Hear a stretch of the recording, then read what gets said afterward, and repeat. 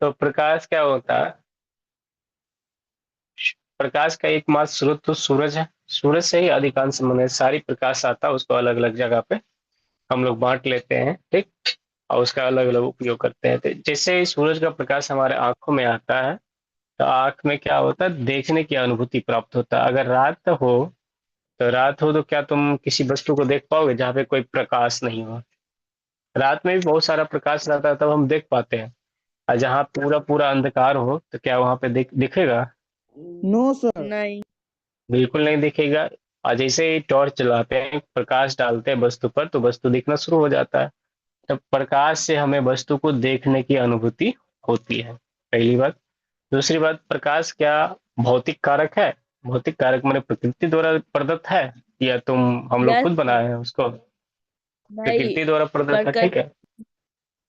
हाँ, प्रकृति द्वारा प्रदत्त है प्रकाश। और दूसरी बात, ये हमारे आंख में बाहर से आती है कि ऑलरेडी हमारे आंख में रहती है? बोलो। नहीं, बाहर से आती है। किसी चीज से टकरा के हमारी आंखों तक पहुंचती है उसके बाद।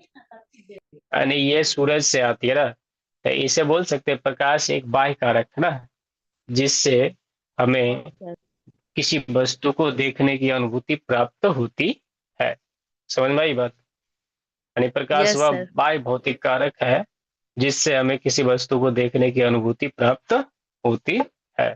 लिख लोगे? ये यस लिखाना सर। पड़ेगा, पहले नहीं, समझा लिख देते ले। हैं। उसके बाद देखो, प्रकाश का कुछ गुण अगर देखें, क्या प्रकाश क्लास 8 में एक प्रयोग किए थे हम लोग। प्रकाश सीधी रेखा में चलती है कि टेढ़ी मेढ़ी रेखा में चलती है? सीधी रेखा में। एक सीधी रेखा। मोमबत्ती जला के और वहां से देखे थे, प्रकाश सीधी रेखा में चलती है। जिससे वहां पे कोई अपारदर्शी वस्तु आ जाता है तो प्रकाश वहां से बंद हो जाती है, आगे दिखना बंद हो जाता है। प्रकाश हमेशा सीधी रेखा में चलता है। अच्छा, प्रकाश, सूरज से प्रकाश जो आता है, वो प्रकाश कैसा होता है? वो क्या उसमें विद्युत होता है? No sir. सर। नहीं होता है।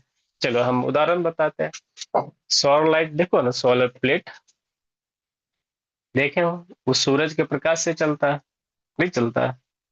तो सूरज के प्रकाश से चलता है, उस सूरज का प्रकाश लेके वो सोलर प्लेट विद्युत में कन्वर्ट कर देता है। ये एक विद्युत है। अच्छा, जहां पे विद्युत होगा वहां चुंबक होगा, विद्युत से चुंबक बनाया जा सकता है। तो कहने का अर्थ यह है कि प्रकाश एक विद्युत चुंबकीय तरंग है। प्रकाश क्या है? एक विद्युत चुंबकीय। जो बात कठिन लगे उसको बोर्ड पर लिख देंगे, विद्युत चुंबकीय तरंग है, ठीक है। प्रकाश एक प्रकार का विद्युत चुंबकीय तरंग है। अब बताओ, ये जो है प्रकाश तरंग तो है, क्लास 9 में पढ़ा था तुम लोग तरंग के बारे में। तरंग दो प्रकार के होते हैं, एक अनुप्रस्थ, एक अनुदैर्ध्य। याद है ना? अनुदैर्ध्य। यस। जो माध्यम के तल के लंबवत चले उसको अनुप्रस्थ चेक बोलेंगे, और जो समानांतर चले उसको अनुदैर्ध्य चलेंगे। प्रकाश जब भी आता है तो लंबवत आता है, इसलिए प्रकाश एक प्रकार का कैसा तरंग है? अनुप्रस्थ तरंग है कि अनुदैर्ध्य होगा? अनुप्रस्थ। ये अनुदार। कौन सा तरंग है? अनुप्रस्थ अनुप्रस्थ। है। प्रकाश एक अनुप्रस्थ तरंग है, अनुदैर्ध्य नहीं है, अनुप्रस्थ तरंग है, ठीक है। अपने जब गति करता है ना, माध्यम कण के लंबवत गति करते चलता है, ठीक है। ये एक प्रकार का अनुप्रस्थ तरंग है। अच्छा, प्रकाश में ऊर्जा होती है नहीं होती है, बताओ? यस सर, होती है। प्रकाश में ऊर्जा होती है कैसे?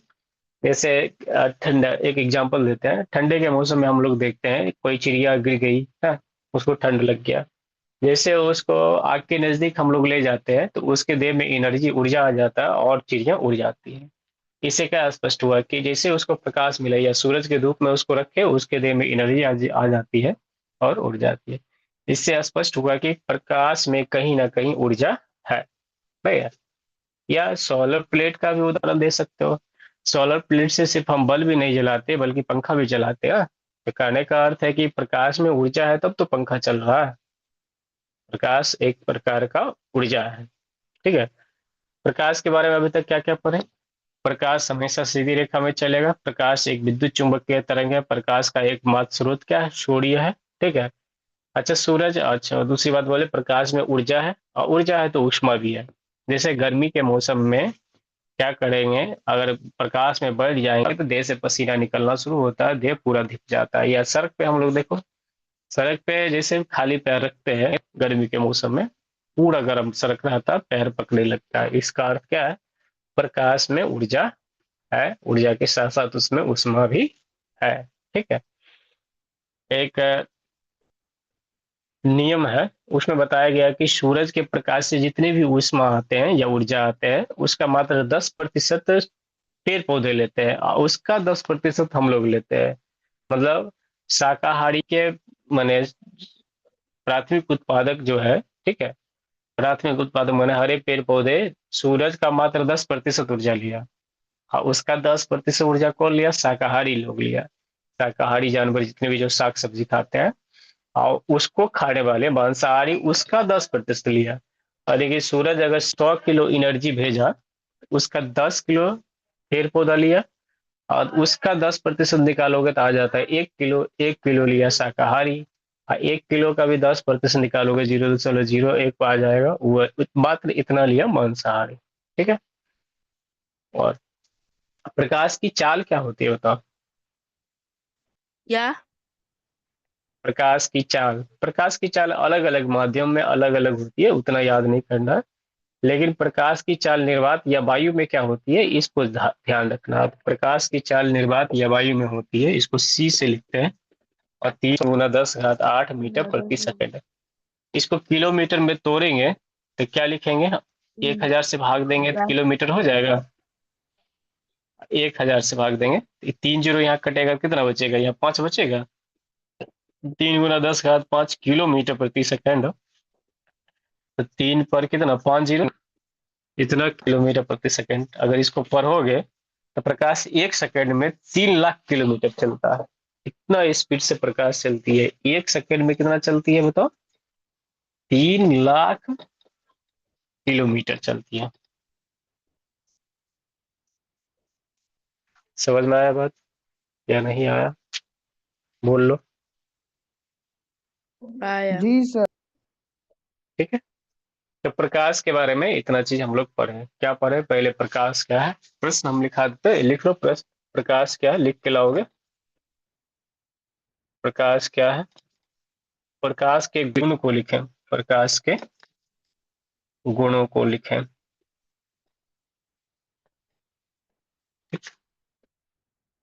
वो आगे आते हैं।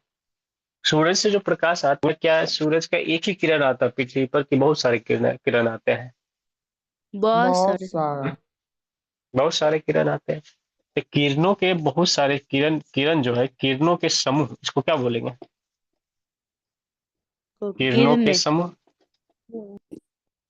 समूह बोलेंगे। समूह मतलब बहुत सारा।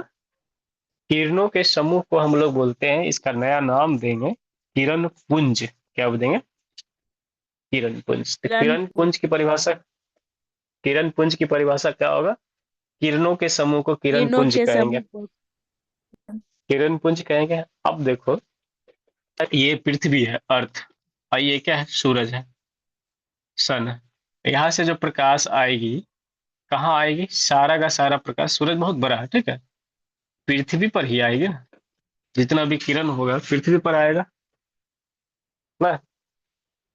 तो अगर ये किरण पुंज, इस किरण पुंज का नाम अलग हो गया, कहीं कि पृथ्वी को एक बिंदु मत समझे, तो बहुत सारे किरण पुंज पृथ्वी पर आ रहे हैं, इधर से भी आ रहा है, तो इसको बोलेंगे अभिसारी। आना मतलब अभिसारी, अभी मतलब सारी, मतलब सभी सभी किरण पुंज एक बिंदु पर आए तो उसको बोलेंगे अभिसारी किरण पुंज। ठीक है। अच्छा, यहाँ तो देख लिया कि एक बिंदु पर आ रहा। यहाँ से क्या, यहाँ से क्या, सूरज से एक बिंदु से बहुत सारे यहाँ सूरज है, या दूसरा कोई होगा ना, नेपच्यून होगा, यहाँ पे और कोई मंगल होगा, मार्स होगा, तो यहाँ भी जाता होगा, नहीं जाता होगा? यहाँ भी जाता होगा।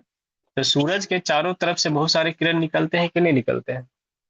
तो एक बिंदु से निकलने वाली किरण, किरण समूह या किरण पुंज को, एक बिंदु से निकलने वाली सारी किरण समूह को हम लोग बोले, एक बिंदु से निकलने की प्रक्रिया होता है अपसारी। अपसारी किरण पुंज।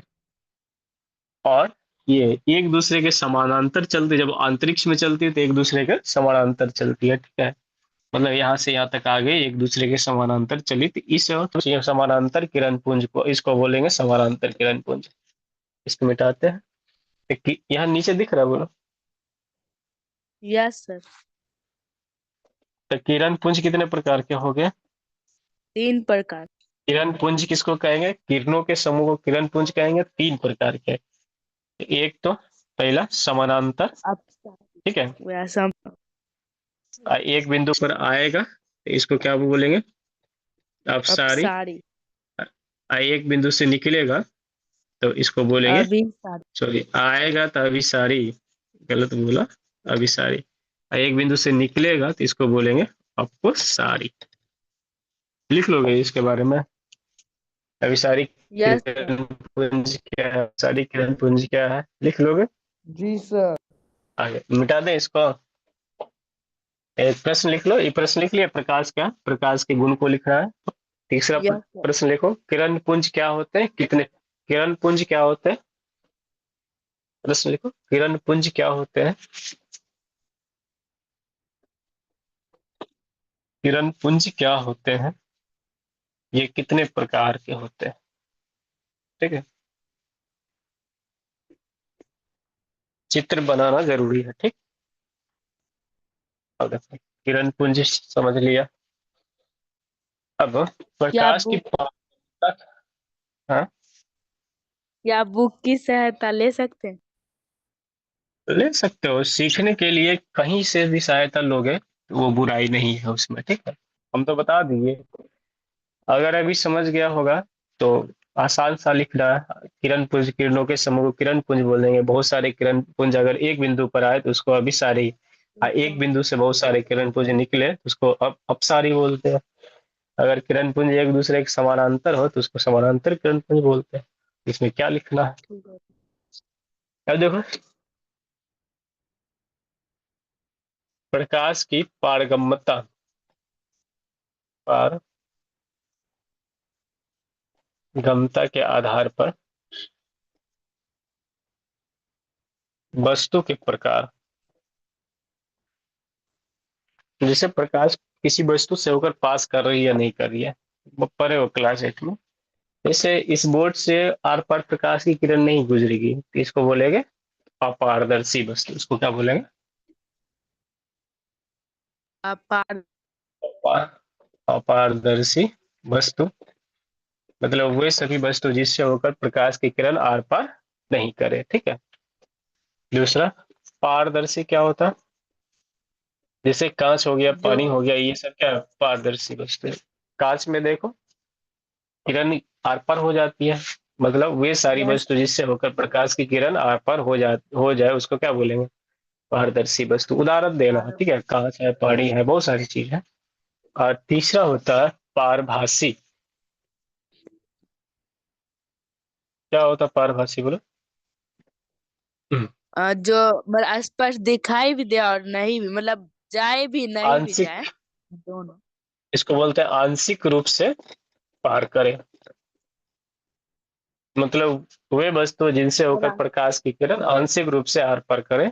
आंशिक रूप मतलब थोड़ा थोड़ा। मतलब थोड़ा। उदाहरण में याद रखोगे, तेल लगा हुआ कागज, ध्यान से देखोगे, तेल लगा के यहाँ हथेली में देखोगे ध्यान से इसे करके, तो थोड़ा थोड़ा वो झलकेगा। उसके बाद घिसा हुआ कांच, कांच को घिस दोगे तो होगा ना। तो ये तीनों लिख लेना है, तीनों की परिभाषा, इसका एग्जाम्पल लिख लेना, लिख लोगे? हम्म? यस सर, लिख लेंगे। जी सर। ये भी लिख लोगे। अब आएंगे प्रकाश के,